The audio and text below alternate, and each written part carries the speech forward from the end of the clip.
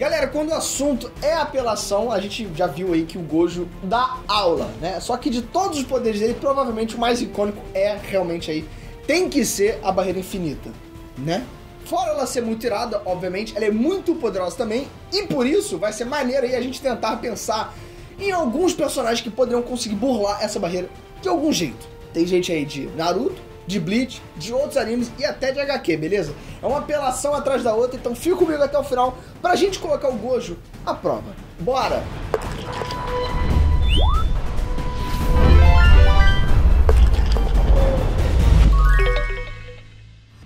Ei, Nestranks, Breno aqui. Galera, hoje pode rolar aí uma certa polêmica, tá? Mas eu acho que todo mundo vai entender um pouco. Não, tô brincando, acho que vai dar treta mesmo. Mas enfim, acontece. Porque, galera, o Gojo é muito maneiro.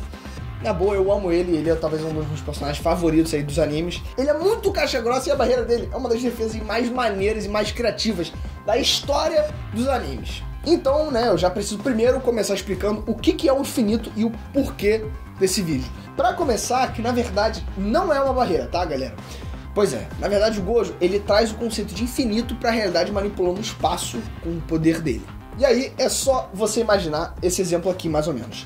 Se a distância do Gojo pro Sukuna fosse de 1 metro, na verdade, com o infinito do Gojo, ele transforma essa distância de 1 metro em infinito. Porque de 1 até 0, que é a distância que o inimigo quer chegar nele, existem infinitos números. Não é só de 0,1 até 1, né? Não, galera, é de 0,000, enfim, até o infinito, e com o Gojo trazendo essa distância pra realidade, fica praticamente impossível de acertar nele. Pois é, galera, olha só que irado, né? É um conceito assim fantástico, é um dos poderes mais maneiros, e não é à toa que ele é tão hypado e tão apelão.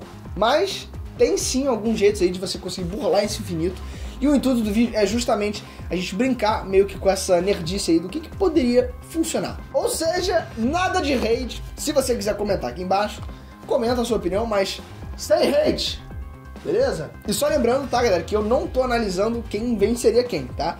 Nesse cenário, o que conta é só passar o infinito, e por isso que o Gojo ficaria parado como um boneco de teste. Fechou? Então bora lá, galera. Pra começar a lista, a gente tem os Uchihas, Naruto.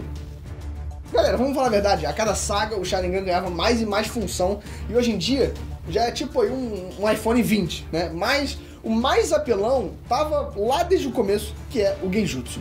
O Genjutsu, galera, ele ia afetar, obviamente, o Gojo, porque não é um projétil ou algo que o infinito ele conseguiria parar, né? E eu não tô nem falando das ilusões, porque essas aí o Gojo talvez até conseguisse ver, né, através delas. Eu tô falando daquele sossega-leão que os Uchihas eles conseguem fazer só de olhar pro cara e fazer ele desmaiar ou ser controlado.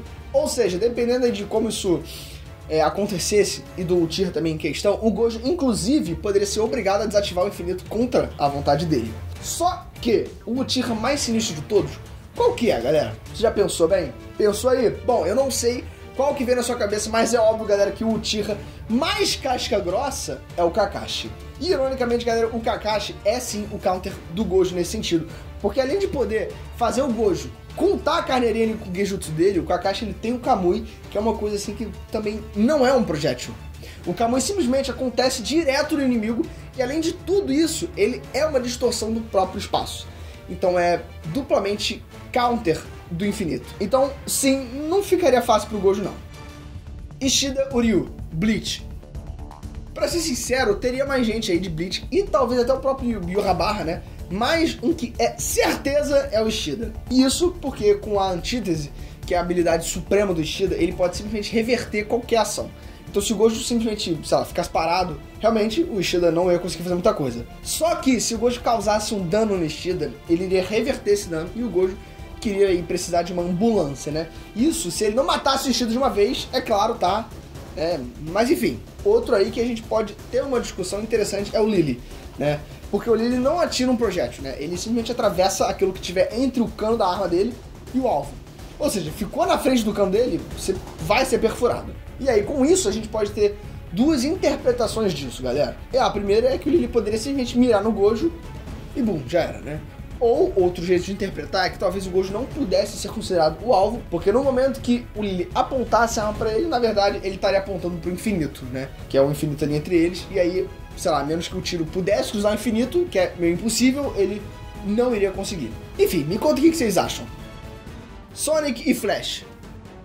Olha, galera, eu sei, tá, que eles não são exatamente de anime, só que eu só queria deixar registrado como que o nível de HQ, né, do Sonic e do Flash escalam absurdamente, sério, mas tão absurdo que até coisas como correr mais que o infinito ou correr tão rápido que eles vão, sei lá, parar em outra dimensão, já aconteceu com eles. Então é sim um pouco louco, né, você parar a pensar que mesmo o Gojo colocando literalmente um infinito, né, ali na barreira dele, o Sonic e o Flash poderiam simplesmente correr pelo infinito e acertar ele como se fosse uma prova de 100 metros rasos.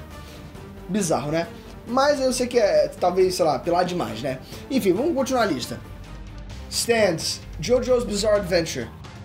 Galera, olha só, obviamente não são todos os stands, mas quem tá ligado em JoJo, principalmente ali depois da terceira parte, sabe que os níveis dos stands foram pra casa do Chapéu. Só que mesmo na parte 3, a gente tem aí o Cream, que é o stand do Vanilla Ice. Sim, tá? Esse realmente é o nome do personagem. Pra quem não assiste JoJo deve achar estranho, mas é muito bom. E o Cream, ele engole o Vanilla Ice e eles basicamente viram uma bola de destruição ambulante. Ué, mas como que uma bola ia afetar o Gojo, Breno? Então, vamos lá, é uma bola muito especial. Mas por quê? Porque, na verdade, é um tipo de portal ambulante. Ou seja, uma parada que não só desintegra tudo que ele toca, como ele é um portal dimensional. Agora, o Vanilla Ice venceria o Gojo? Não, tá? Mas esse stand aí seria sim um problema. Asta e Yami, Black Clover. Galera, tá aí um anime que não tem a atenção que ele merece, beleza? E fora ser um anime bem maneiro, o Black Clover tem muito personagem apelãozaço, beleza? No caso do Asta, eu vou jogar pra vocês a discussão, galera. Quando a gente compara universos diferentes, a gente normalmente deixa aí as energias equivalentes, né? Tipo, chakra, ki, enfim, por aí vai. Se a gente considerar que a magia seria igual à energia amaldiçoada, então a espada de anti-magia do Asta atravessaria a defesa do Gojo, né? Tipo, igual a lança do Toji. É literalmente a mesma coisa, só que de universos diferentes. E, inclusive, o Asta já anulou até maldições com ela, né? Diga assim, de passagem, pelo menos. Só que no caso do Yami, aí a parada é ainda mais maneira. Isso, galera, porque o Yami, ele tem um corte que corta entre dimensões. Então ele corta o próprio espaço e até a magia espacial, tipo um portal. Então, eu não tô cravando nada, tá? Porque é aquilo, galera. No final, depende realmente do que o roteirista do anime quiser animar. Mas eu acho que seria bem plausível que esse corte pegasse, inclusive porque o corte que o Kusuna usou no Gojo é praticamente isso aqui. E até parando pra pensar, o Sukuna parece até ter colado um pouquinho aí do Yami. Maitogai, Naruto. Vamos lá, no outro eu quis focar mais no Sharingan, mas o que eu acho maneiro desse tema é a gente ver os detalhes, tá? Como cada um desses poderes pode realmente funcionar no outro. E no caso do Guy, ele tem uma das técnicas mais casca-grossas de todas. Porque na luta contra o Madara conseguiu reagir à velocidade do Guy. Tanto que o Minato e a rapaziada se juntaram para salvar ele. Mas o problema do Madara foi que o Yagai é um golpe tão poderoso que distorce o espaço. Então é meio que como se o Guy corresse num túnel com o espaço ao redor dele, distorcendo, e desse jeito não tem nada que consegue parar o Guy. Nenhuma barreira que desintegra aí matéria e energia igual a do Madara, né? Porque o Guy basicamente obriga você a tomar a voadora dele. Inclusive, falando do Madara, eu lembrei também que o Limbo também funcionaria contra o Gojo, galera. Isso porque o limbo, né, do Madara é uma sombra que fica em outra dimensão, tipo, num universo paralelo. Então pode ser que funcionaria também, porque se não faz parte do mesmo mundo, então aí a distorção do espaço que o Gojo faz não afetaria as sombras. Bom, já chega, eu não quero mais falar do Gojo, eu tô sentindo saudade dele. Enfim, chegamos ao fim do vídeo. Se você curtiu, deixa aquele like que me ajuda pra caraca. E já se inscreve no canal, que ajuda demais a gente, pô. Tô aqui fazendo conteúdo pra vocês. Então, pô, se inscreve aí, galera. É uma troca, né? Win-win.